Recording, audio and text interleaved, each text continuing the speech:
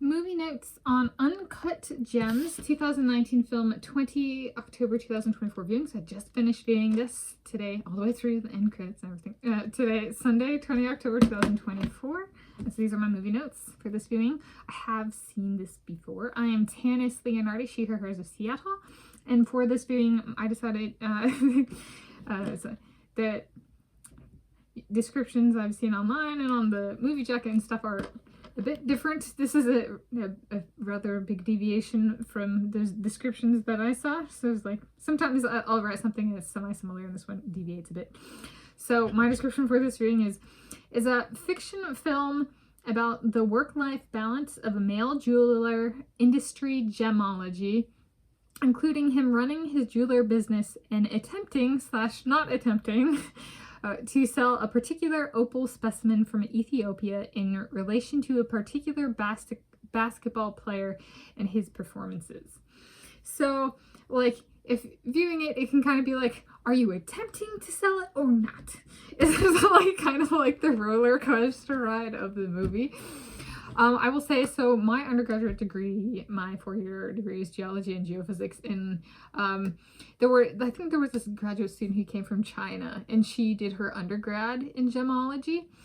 And so this is, it's like the jeweler industry, the science underlying is actually gemology, which is a sub-discipline of something I've actually published in a peer-reviewed journal about mineralogy, right? So there's mineralogy is like, so there's like the broad category of geology, then within that there's mineralogy, and within mineralogy there's gemology.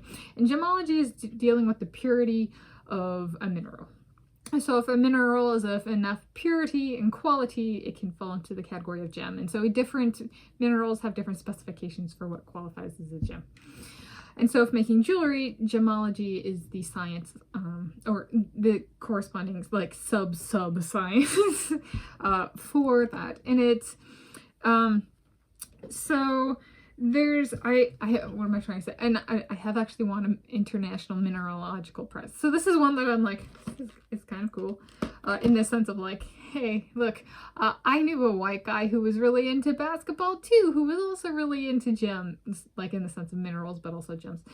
So there's like within, what am I trying to say? This is like a collision course of like, I have performance sport, like I have like a lot of competition experience in sports. I'm not a basketballer, but I do know within the mineralogy community, there are a lot of white guys who do like to watch like the NBA.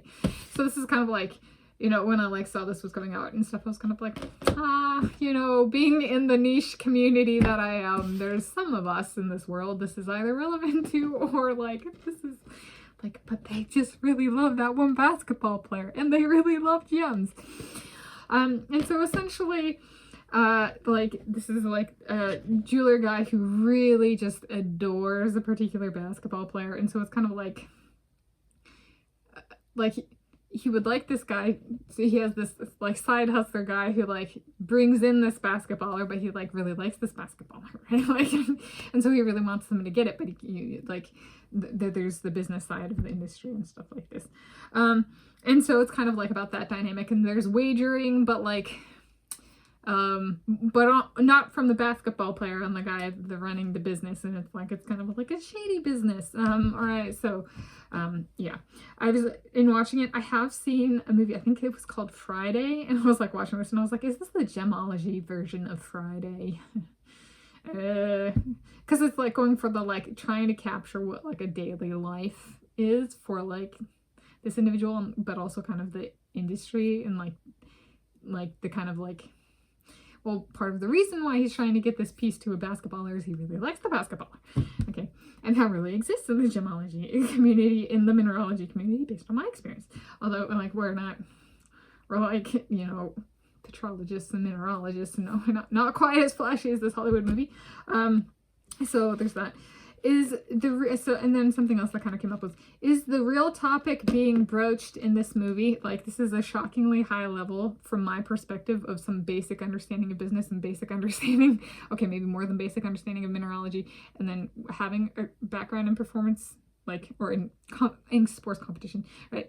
Is the real topic being broached in the movie athletes making a profit, be it gems or money, off their performances? Like, not that they're accusing the basketballer, they don't, but like, are they trying to like, is it meant to like spur that conversation with people? I'm not familiar with betting rules in sports. Is the movie trying to broach how athletes hide making side money on their performances without directly / outrightly stating it? So they're like trying to be like, but how do we actually talk about the athletes who, instead of like the basketball player in this movie where the guy's clean, what about the case where the guy in this movie does the exact same thing as in this movie, but does it to make a profit or rig a certain result? Right, so trying to like, how do we bring it up for conversation without like accusing somebody or being accused of being a racist, right? So we paint that guy as the good guy, right? Which they did for the African-American basketball player, but they're not necessarily of a certain race or ethnicity. In reality, there's might be a bad version of this. So how do we talk about it? So if this is trying to broach that topic, this is a rather high level approach to that from my perspective. But it did come to mind, and I was able to figure that out. So I was like, "Ugh, that's really freaking ballsy." The people who wrote the screenplay, if that's what that's supposed to do, whoa, I'm impressed. The next thing that comes to mind is this a Svergies Riksbank Prize in Economic Sciences, Nobel Prize in Economics, some call it, territory? I would go yes, and that's like a terrifying territory. The like dealing with the side betting. It's not like the fancy economics fallacies. No, let's deal with real problems in sports. Whoa, that would be a big deal. I have no idea if this would like, but like actually like the economics side of that would, I would imagine is like, that's like real problems, real people, like kind of, instead of fancy fallacies. So what is the betting concept / topic at work here? I came up with that. Okay. Some people don't mind, which is, I'm not saying this is the like economics prize thing. I'm just saying this is some people, and based on the people I know who are kind of like the white guy, the shady white guy, but not necessarily the people I know are shady. Some people don't mind losing it all on a player